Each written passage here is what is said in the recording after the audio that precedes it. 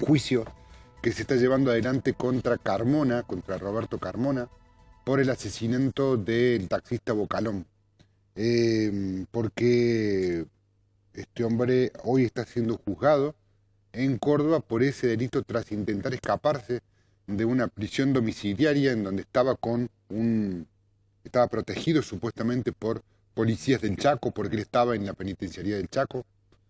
Él se escapa, toma este taxi, le pide el taxi a Bocalón. Bocalón aparentemente, según el testimonio de Carmona, se niega, y Carmona lo mata. Y después termina invistiendo ese taxi y después Carmona es atrapado y es eh, recapturado. Está en comunicación la hija de Bocalón, Andrea Bocalón. ¿Cómo estás, Chelo Meloni? Te saluda, aquí estamos con Germán y con Ernestina en la pantalla de Canal C. ¿Cómo estás? Buen día, gracias por atender. ¿Cómo estás? Buen día. Primero principal, yo soy la hermana de Javier. La hermana. Yo te Ujú. presenté como la hija. Perdón, es la hermana. Bueno, Andrea, contame cómo van llevando adelante este juicio, cómo lo van viviendo. Bueno, ya va la segunda jornada y debo admitir que se han vivido momentos bastante duros. Eh, una cosa, lo decía esta mañana, una cosa es tener la incertidumbre de saber qué era lo que había pasado adentro del taxi de Javier, y otra cosa es enfrentarse y escuchar en, en la propia boca de Carmona todo lo que le hizo a Javier en ese trayecto. Carmona termina reconociendo en los testimonios qué cosa. Minuciosamente y detalladamente termina asumiendo que él asesinó a Javier, eh, de 8 o más puñaladas. Eh, en ese trayecto él no logra correr al costado parte de su cuerpo. eh, a Javier, sobre todo en la parte, digamos, de los pedales, por eso él detalla y declara que por eso se produce el choque, ¿no? Eh, pero bueno, los datos escabrosos que él hace son los que innecesariamente o necesariamente hacía falta para terminar de encuadrarlo a él eh, como el asesino psicópata que es, ¿no es cierto? ¿Fue Andrea, doloroso? Sí. te consulto, más allá de los detalles que por ahí es doloroso tenerlos que revivir y que aparte ya trascendieron, te quiero consultar si como familia de la víctima van a ir contra la justicia y si van a hacer algún tipo de presentación contra los jueces responsables de que Carmona haya venido a Córdoba durante tanto tiempo en una suerte de vacación, de tiempo de recreación para encontrarse con su pareja y motivo por el cual después se termina fugando. ¿Van a ir en contra de las autoridades del Chaco, de Córdoba? Sí, obvio, no te quepa ninguna duda que vamos a hacer lo imposible para llegar hasta ahí. Ese es el punto principal que nosotros como familia apuntábamos, eh, los eslabones perdidos que sabíamos que teníamos que empezar a unir a partir de Carmona, del por qué él llega hasta acá. Lo próximo serían los guardias cárceles y su mujer. eh,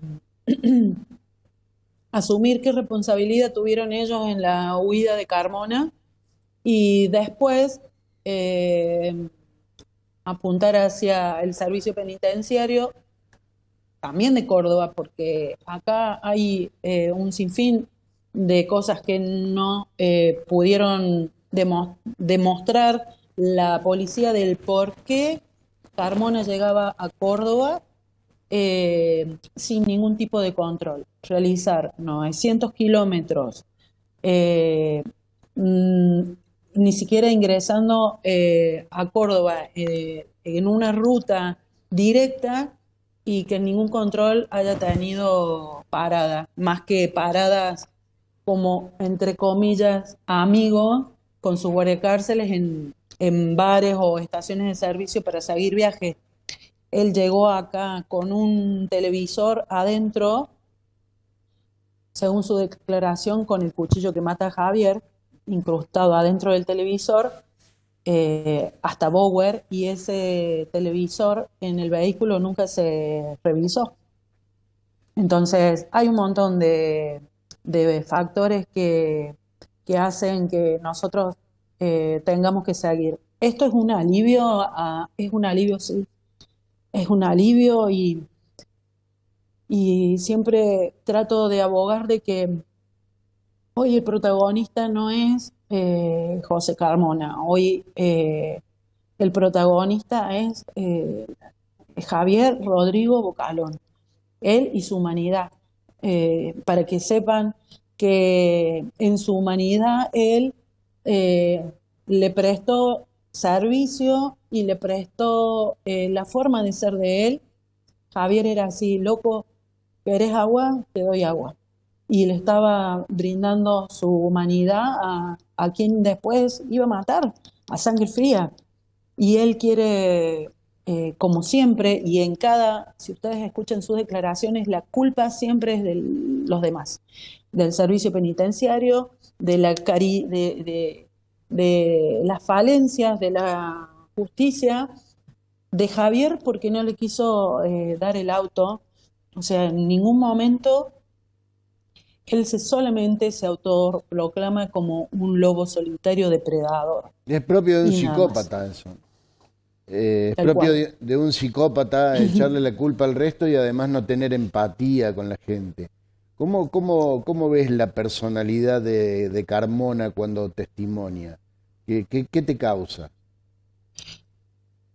Bueno, nosotros quizás en la vida cotidiana nos encontremos con personalidades psicopáticas. Uno no anda por la vida eh, viendo ni juzgando a las personas. Yo hoy, estando al frente de él, eh, eh, digamos, trato de ser lo más respetuosa posible en lo que él declara y en su presencia misma, porque él está sujeto a derecho. Nosotros tenemos que fumarnos, perdonando la palabra, bancarnos todo lo que él dice. Pero yo ayer lo dije en la audiencia, o sea, él se refería a Javier sin nombrarlo y era porque este chico o porque su hijo, señor, el hijo de este señor, en ese momento yo dije, loco, se llama Javier Rodrigo Bocalón, que quizás se pueda llegar, no se escucha en la audiencia, que bueno, después se cortó, trataron de calmar un poco ahí la cosa, porque incluso él mismo me dice a mí, bueno, sí, Javier Rodrigo Bocalón, ¿me entendés? Ni siquiera con ese, así como es él, ¿no es cierto? Apunta, cuando vos lo sacás de ese carril que él quiere que vos vayas, es donde le aparece realmente su personalidad. Así como apunta a Nayi, que lo insulta, así como en los relatos de él, habla respetuosamente en una cornisa muy finita, donde de repente te dice, lo agarré del cogote y le di, por ejemplo, ¿me entendés? Entonces vos te das cuenta que hay una delgada línea en su personalidad, que si no se hace lo que él dice, o ahí es como que ahí es donde vos lo tumbás, ¿me entendés? Y por eso hace lo que hace. Escuché al periodista Agonio Ferrari, que fue el que lo entrevistó varias veces, e incluso hay un libro de él con respecto a su personalidad, y a él le preguntaron alguna vez, ¿no tuviste miedo? Y él respondió, no, porque yo no le hice nada. Y en el primer momento la respuesta a mí me sorprendió, porque yo dije, pero si Javier tampoco le hizo nada. Y después pensé, sí, Javier sí le hizo. Javier le dijo, loco, no me dejes sin laburo, es mi fuente de laburo. No hizo lo que él quería. Por eso lo mató. Esto de cómo tomaste esta parte de la declaración en donde él dice, eligió el taxi y no la vida. Bueno, en el primer momento, obviamente, te remuerde y te remueve las peores intenciones que vos te puedas imaginar. O sea, es algo te sobrepasa como persona. Por eso vuelvo a repetir, uno nunca está preparado para enfrentarse a esto y por eso en algunos momentos hasta pido disculpas porque yo a veces me siento que no soy yo cuando reacciono ante ciertas cosas. Eh, pero, digamos, es claro que, y volvemos a lo mismo, él deja como víctima a sus victimarios. Sí, claro. Ayer en su declaración amplísima dijo, estaba sin norte, no tenía plata, porque si yo hubiese tenido plata, y ahí vuelve a castigar a Javier, si yo hubiese tenido plata, yo lo tomo, sigo mi viaje y le pago. O sea, ¿me entendés de lo que voy? Siempre la culpa es del otro. Él no tenía plata, por ende, él no pudo acceder. Él llegó al Mariano Max y le dijo a Marianela, dame el auto y ella se lo dio, pero digamos, si ella no hubiese accedido a eso, También lo mata. seguramente hoy estaríamos hablando de otra víctima. Claro. Andrea, bueno, vamos a seguir en contacto, seguimos charlando y hablando, porque me parece que este proceso es largo y me parece que amerita seguir charlando y hablando y sobre todo acompañándolos, ¿no? Porque, diga, no, esto de lo que planteas vos, no estamos hablando de la muerte de un taxi, estamos hablando de la muerte de Javier Bocalón, a manos Así de un es. asesino serial. Javier Bocalón.